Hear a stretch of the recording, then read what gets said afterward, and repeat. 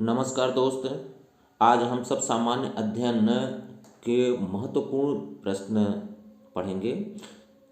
तो चलिए शुरू करते हैं अपना पहला प्रश्न, जो कि परीक्षा की दृष्टि से बहुत ही महत्वपूर्ण है। कोशिका की खोज किस वैज्ञानिक ने की थी? तो कोशिका की खोज रॉबर्ट हुक ने की थी। अगला प्रश्न, रेगिस्तान रहित महाद्वीप। तो रेगिस्तान रहित मतलब रेगिस्तान नहीं है। कौन से महाद्वीप में नहीं है? तो वह आपका यूरोप है, जहाँ पे रेगिस्तान नहीं है। अगला प्रश्न, भारत छोड़ो आंदोलन कब हुआ था? 1942 में। तो नमक आंदोलन कब हुआ था? 1930 में हुआ था। अगला प्रश्न, मिट्टी में खनिजों को लौटाने के लिए कौन सी खेती प्रणाली सबसे अधिक प्रभावी है, ताकि खेत की जो उर्वरता है उसकी उर्वरता बढ़ जाए? कौन सी खेती किया जाए? तो फसल चक्रानुक्रम, मतलब एक फसल बोने के बाद अगली बार फसल को बदल देना चाहिए, जिससे कि खेत की उर्वरता बनी रहे। अगला प्रश्न,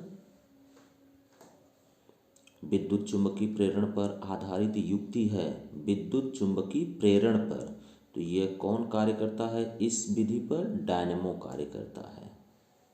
अगला प्रश्न, संविधान का अनुच्छेद 123 किससे संबंधित है?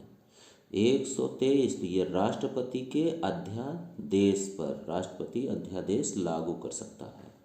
अगला प्रश्न, वयस्क शिक्षा संगठन ज्ञान प्रसारण मंडली की शुरुआत किसने की थी? तो कौन किया था? दादा भाई नौरोजी ने करे थे ये।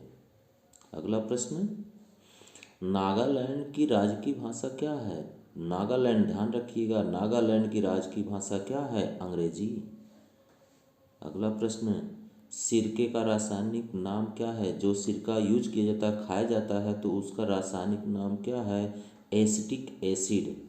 अगला प्रश्न, राष्ट्रपति द्वारा राज्यसभा के लिए मनोनीत किए गए सदस्यों की संख्या, तो वो कितने हैं? 12 हैं। 12 सदस्यों को राष्ट्रपति मनोनीत करते हैं राज्यसभा के लिए। और दूसरा, लोकसभा के लिए कितने मनोनीत करते हैं? लोकसभा के लिए तो राष्ट्रपति लोकसभा के लिए 2 सदस्यों को मनोनीत करते हैं। अगला प्रश्न,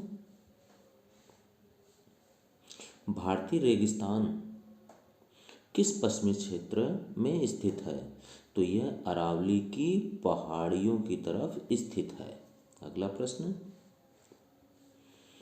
जब पानी जम जाता है तो उसका घनत्व घटता है कि बढ़ता है? तो घनत्व इसका घट जाता है। अगला प्रश्न, भोपाल गैस त्रासदी के लिए उत्तरदायी प्रमुख प्रदूषक कौन सा था? तो मिथाइल आइसोसाइनाइड, जिससे कि तबाही मची हुई थी। अगला प्रश्न, भारतीय अर्थव्यवस्था कैसी है? तो अपने यहाँ की जो अर्थव्यवस्था है वह मिश्रित अर्थव्यवस्था है। अगला प्रश्न, निम्न में से कौन भारतीय शास्त्रीय संगीत की प्रख्यात गायिका है? तो शुभा मृदल प्रख्यात गायिका है। अगला प्रश्न, खरीफ फसल, खरीफ कितने प्रकार की है?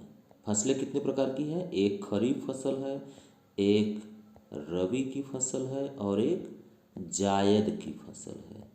3 फसलें हैं। तो खरीफ की फसल कब बोई जाती है? वर्षा के टाइम में। रबी की फसल कब बोई जाती है? जब वर्षा का टाइम नहीं होता है, अर्थात गर्मी का मौसम और ठंडी का मौसम होता है। और जायद की फसल कब बोई जाती है? तो मई जून में बोई जाती है। वर्षा की फसल कौन सी है? जैसे आपका धान है, ज्वार है, मक्का है। रबी की फसल में जैसे गेहूं है, चना है, मटर है। और जायद की फसल में ककड़ी, खीरा, ये सब है। तो इसमें खरीफ की फसल को मौसम की शुरुआत के साथ बोई जाने वाली फसलों के रूप में वर्णित किया जा सकता है। तो हम कहेंगे कि वह कौन सा है? खरीफ का मतलब हुआ वर्षा ऋतु में जो बोई जाती है। अगला प्रश्न,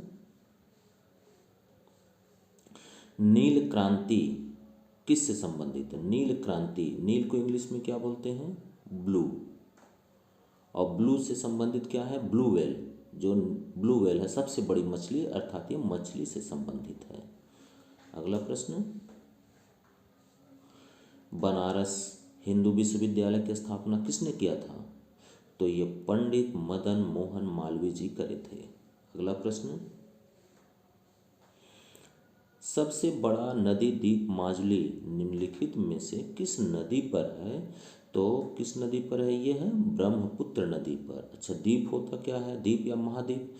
तो जहाँ पर रहने का स्थान हो और उसके चारों तरफ पानी हो, तो जो स्थान है उसी को क्या कहेंगे? द्वीप या महाद्वीप। अगर वह स्थान बहुत विशाल है, कई देश वहाँ पे हो, या मतलब बहुत विशाल, बहुत ज़्यादा लोग रहते हों, तो उसको हम लोग महाद्वीप कहेंगे, जैसे 7 महाद्वीप है।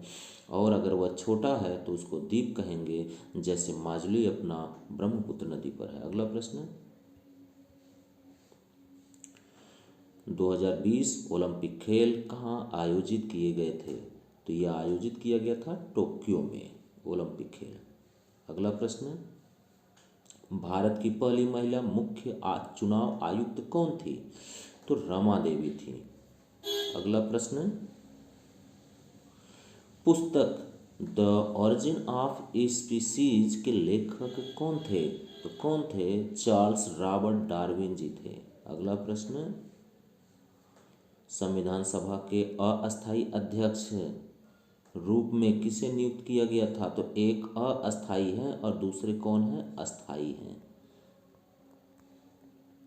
तो अस्थायी में डॉक्टर सच्चिदानंद और अस्थायी में पूछा जाए तो डॉक्टर राजेंद्र प्रसाद, 2 लोग अध्यक्ष थे।